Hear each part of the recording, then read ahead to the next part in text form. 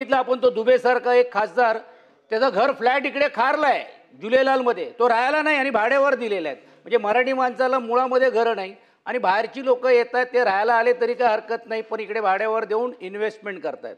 म्हणून सभापती महोदय, माझा स्पेसिफिक प्रश्न असा आहे, खाजगी जमिनीवरती नाही, पण जिकडे इकडे रिडेव्हलपमेंट होत आहे, जिकडे इकडे शासनाचा फायदा मिळतोय, शासनात टाकू शकते ना की बा एवढं. जसं आपण 5% 10% इतर लोकांना आरक्षण करतो, तसं तुम्ही आरक्षण टाका. माननीय भुजबळ साहेब इकडे आहेत, माझगाव पंकजी इकडे आहेत. माझगावमध्ये एक काळमध्ये मराठी माणसाचा होता. आता जेवढे जेवढे नवीन विकासक आले ते पहिलं काय करतात, जैन मंदिर बांधतात. म्हणजे माणूस दुसरा आत गेटच्या आत विचारच करू शकत नाही जायला म्हणून. आणि तिकडे एक सामाजिक तेढ होतोय. म्हणून सभापती महोदय, माझा स्पेसिफिक प्रश्न असा आहे की अशा धोरणामध्ये तुम्ही बदल आणणार आहात का?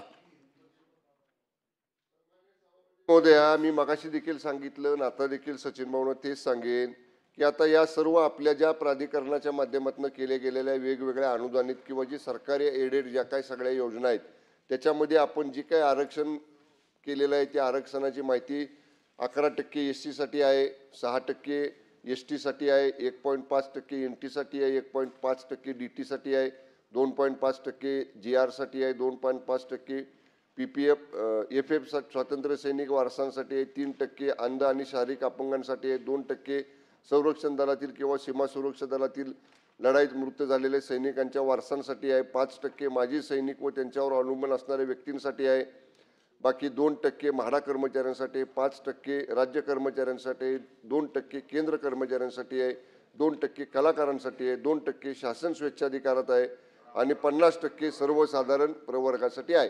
या 50% सर्वसाधारण प्रवर्गामध्ये निश्चितपणे प्राधान्याने मी मगाशी म्हटलं तसं मराठी माणसाचाच हक्क आहे, मराठी माणसाचाच अधिकार आहे. त्यामुळं यावरच्या उर्वरित 50%चे जे काय खुला गट आहे त्याच्यामध्ये मराठी समाजातल्या मराठी भाषिक लोकांना निश्चितपणानं प्राधान्य आहे. हेमंत पाटील आणि अनिल परब नंतर आणि मग पुढच्या प्रश्नाकडे जायला गेले. धन्यवाद सभापती महोदय.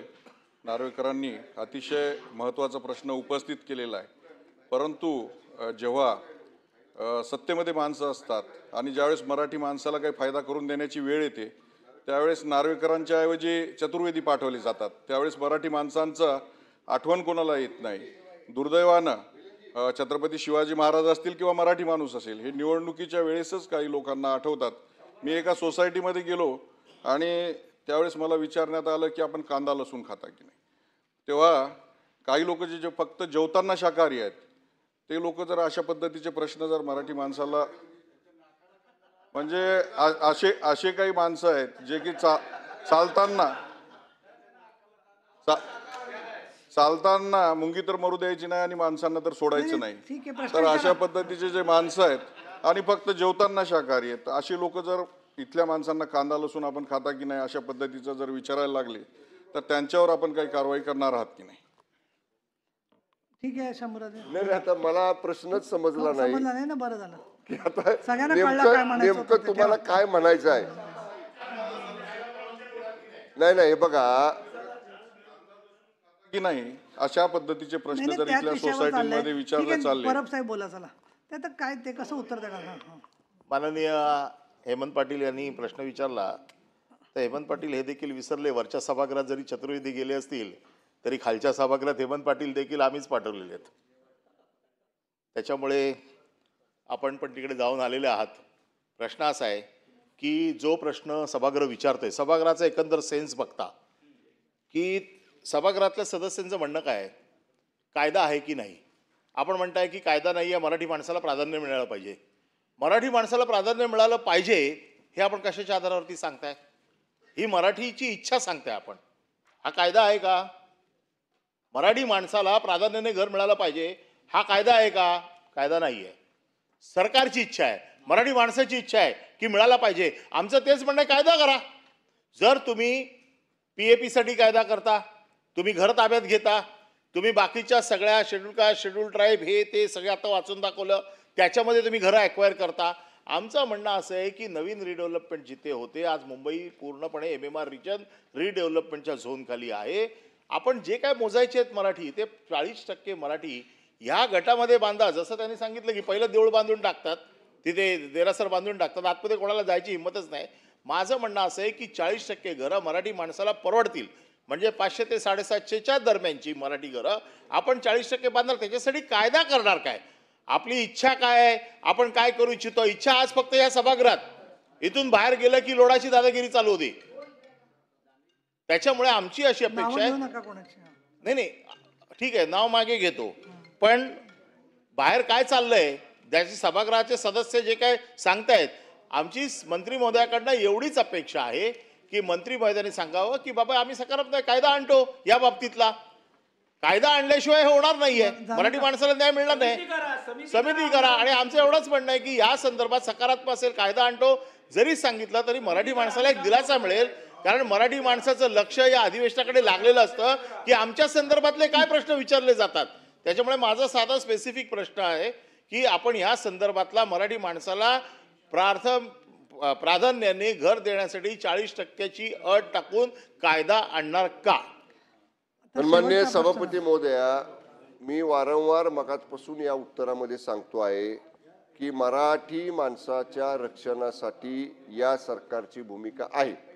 आता सन्माननीय सदस्य अनिल परब साहेब हे ज्या पद्धतीनं या सगळ्या रिडेव्हलपमेंटचे प्रकल्प असतील, म्हाडाचे प्रकल्प असतील, SRAचे प्रकल्प असतील किंवा गव्हर्नमेंट एडेड शासनाची मदत घेऊन केलेल्या कुठल्याही योजनांमधले प्रकल्प असतील, या संदर्भामध्ये ज्या पोटतिडकीनं मराठी भाषिक माणसासाठी भूमिका मांडतायत तीच भूमिका या सदनाची आहे, तीच भूमिका महायुतीच्या सरकारची आहे. पण हेच जर मी मगाशी जसं चित्राताई वाघनी प्रश्न विचारला मिलिंद नार्वेकर साहेबांच्या नंतर की 2019 ते 2022 त्या काळातल्या सरकारमध्ये अशा पद्धतीचं तुम्ही धोरण घेतलं होतं का? अशा पद्धतीचा नियम तुम्ही केला होता का? अशा पद्धतीचा कायदा तुम्ही केला होता का? तर त्याला मी उत्तर दिलं त्यावेळी हा कायदा झाला नव्हता. मग त्यावेळी एक मिनिट ऐका ना, ऐका, अरे ऐका ना, ऐका का? आता तुम्ही केलं नाही, तुम्ही केलं नाही, तुम्ही माझी विनंती आहे तुम्ही ऐकून घ्या. तुम्हाला सकारात्मक उत्तर पाहिजे ना. खाली बसा. केलं नाही तुम्हाला गोंधळात सभापती महोदया, शांत राहा जरा. पुढचा नाही तुम्ही शांत राहा. अहो तुम्ही असे तुम्ही केलं नाही हे रेकॉर्डवर येतंय ना, ते ऐकवत नाही का? ते ऐकवत नाही का? अरे तुम्ही केलं नाही, मंत्री होता, तुम्ही केलं नाही, मंत्री होता, तुम्ही करू शकला नाही. म्हणजे तुमचं हे प्रेम कसं आहे? तुमचं पुतला मावशीचं प्रेम आहे. मंत्र्यांचं उत्तर पूर्ण होऊ द्या. खाली बसा. सन्माननीय सभापती महोदया, मंत्र्यांचं उत्तर पूर्ण होऊ द्या. तुम्ही खाली बसा प्लीज. शांत. सन्माननीय सभापती महोदया, यांना एवढं झोंबायचं काय कारण आहे? नाही तुम्ही कशासाठी? आपल्याला मला सभापती महोदया, चला आता तुमचं वाक्य. मग हे स्वीकारा ना. अरे तुम्ही स्वीकारा, तुम्ही केलं नाही. बरं मंत्री महोदय पुढे बोला. तुम्ही ऑन रेकॉर्ड स्वीकारा. पुढे बोला. पुढे बोला. ऑन रेकॉर्ड स्वीकारू द्या की त्यांचं मराठी माणसाबद्दलचं प्रेम किती खरं आहे आणि किती वरवरचं आहे. अहो आम्ही करणारच. साहेब असं नका बात करू. मराठी भाषेचा विषय साहेब ऐका माझं. प्रसादजी लाड जागेवर जाऊन बसा. हा, सन्माननीय मंत्री महोदय तुम्ही उत्तर पूर्ण करा. उत्तर पूर्ण करा. चला तुम्ही शांतता ठेवा. अहो ते तुमचं पूर्ण ऐकून आम्ही आता खाली बसा. सन्मान्य सभापती महोदया, तुम्ही उत्तर पूर्ण करा. यांचं ऐकायची जर अहो त्यांनी ते आता तुम्हाला गोंधळ घालायचा का? एक सभापती महोदया, आता मला वेळ द्या. आता तुम्ही ऐकून घ्या. अरे ऐका ना, तुम्ही ऐकून घ्या. ऐका ना. खाली बसा. आता काय झोंबतंय का कानाला? नाहीये. मराठी माणसाचा प्रश्न आहे. ऐका पाहिजे ना. ऐकून घ्या. नाही असं बोलायचं नाही. शांत एक मिनिट सांगू का आम्ही काय करत होतो ते? सांगू का? काय गद्दारी सांगतो? कुणाला म्हणतो गद्दार? शांतता तुला दाखवतो. याला गद्दार कुणाला म्हणतो रे? काय गद्दार काय म्हणतो? सभागृह 10 मिनिटासाठी थांबवते कामकाज. 10 मिनिटासाठी थांबवते. आपापल्या जागी बसा पहिले.